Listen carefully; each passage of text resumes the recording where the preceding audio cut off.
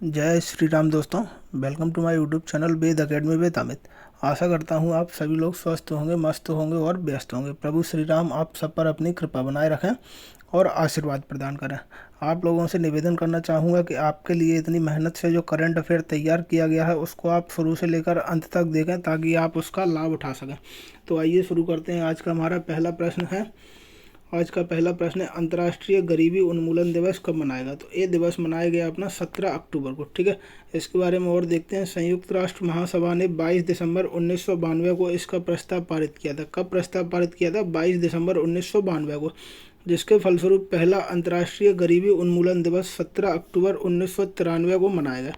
ठीक है, 22 दिसंबर 1992 को इसका प्रस्ताव पारित हुआ और 17 अक्टूबर 1993 को इसको पहली बार मनाया गया। ठीक है, अगले प्रश्न की बात करते हैं। अगला प्रश्न है हमारा, उस अबॉर्ड मिशन का नाम क्या है जिसे इसरो हाल ही में लॉन्च करने वाला है? इसरो के द्वारा हाल ही में लॉन्च करने वाले उस अबॉर्ड मिशन का नाम क्या है? Flight test vehicle abort mission 1, TVD-1। क्या है? Flight test vehicle abort mission 1। ठीक है, जिसको बोलते हैं TVD-1। इसके बारे में और अपन देखते हैं डिटेल में। गगनयान मिशन का लक्ष्य 3 भारतीय अंतरिक्ष यात्रियों के एक दल को 3 दिवसीय मिशन के लिए 400 किलोमीटर की कक्षा में लॉन्च करना और उन्हें सुरक्षित रूप से पृथ्वी पर वापस लाना है। सफल होने पर अमेरिका, रूस और चीन के बाद भारत मानव युक्त अंतरिक्ष उड़ान मिशन शुरू करने वाला चौथा देश बन जाएगा।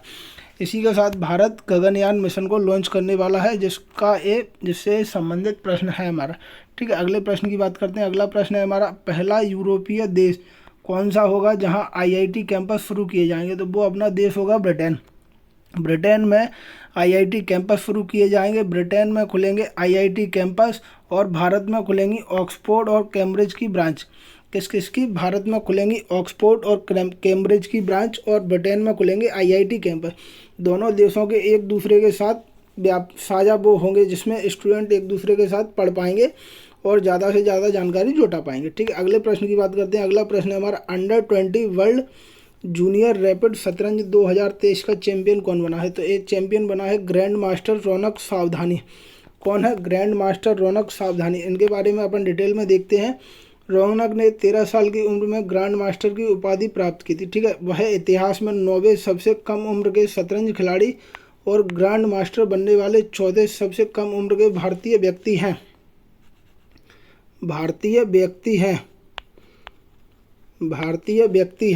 ग्रैंड मास्टर बनने वाले 14 सबसे कम उम्र के भारतीय व्यक्ति हैं।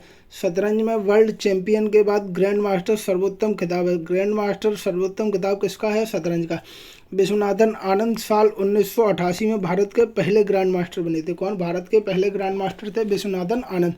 अब रौनक साल 2019 में शिव छत्रपति पुरस्कार पाने वाले सबसे कम उम्र के खिलाड़ी हैं। कौन? शिव छत्रपति पुरस्कार पाने वाले सबसे कम उम्र के खिलाड़ी हैं रौनक सावधानी। अगले प्रश्न की बात करते हैं। अगला प्रश्न है हमारा, मणिपुर हाईकोर्ट के मुख्य न्यायाधीश हाल ही में कौन बने हैं? तो ये बने हैं सिद्धार्थ मृदुल जी हैं जो मणिपुर हाईकोर्ट के मुख्य न्यायाधीश हाल ही में नियुक्त किए गए हैं। अगले प्रश्न की बात करते हैं हम, 16 अक्टूबर को मार्टी अहतिसारी, कौन? मार्टी अहतिसारी का निधन हुआ है। वो कौन थे? तो वो थे फिनलैंड के पूर्व राष्ट्रपति और नोबेल प्राइज विनर शांति का नोबेल प्राइज विनर थे और वो फिनलैंड के पूर्व राष्ट्रपति थे। अगले प्रश्न की बात करते हैं हम, नई दिल्ली में 69वें राष्ट्रीय फिल्म पुरस्कार किसके द्वारा प्रदान किए गए? 69वें राष्ट्रीय फिल्म पुरस्कार नई दिल्ली में किसके द्वारा प्रदान किए गए? तो वो प्रदान किए गए राष्ट्रपति द्रौपदी मुर्मू जी के द्वारा। इसके बारे में और अपन डिटेल में देखते हैं थोड़ा सा। R माधवन द्वारा निर्देशित रॉकेटरी द नॉम्बी इफेक्ट को 2021 की सर्वश्रेष्ठ फीचर फिल्म चुना गया। ठीक है, आर माधवन द्वारा निर्देशित रॉकेटरी द नॉम्बी इफेक्ट को वर्ष 2021 की सर्वश्रेष्ठ फीचर फिल्म चुना गया। और अल्लू अर्जुन ने पुष्पा द राइज के लिए सर्वश्रेष्ठ अभिनेता का पुरस्कार जीता। आपको इतना याद रखना है, सर्वश्रेष्ठ अभिनेता का पुरस्कार किसने जीता है? अल्लू अर्जुन ने पुष्पा के लिए। और आलिया भट्ट और कृति सेनन ने गंगूबाई काठियावाड़ी और मिमी के लिए सर्वश्रेष्ठ अभिनेत्री का पुरस्कार साझा किया है। अब बॉलीवुड एक्टर पंकज त्रिपाठी को फिल्म मिमी के लिए 69वें नेशनल फिल्म अवार्ड में बेस्ट सपोर्टिंग एक्टर का अवार्ड मिला है। आपको इतना याद रखना है इसमें। अगले प्रश्न की बात करते हैं हम। अगला प्रश्न है, भारत ब्रिटेन 2+2 विदेश और रक्षा वार्ता कहाँ आयोजित की गई? तो ये वार्ता की गई नई दिल्ली में आयोजित। भारत ब्रिटेन 2+2 विदेश और रक्षा वार्ता आयोजित की गई नई दिल्ली में। अगले प्रश्न की बात करते हैं हम। 17 अक्टूबर से एक नया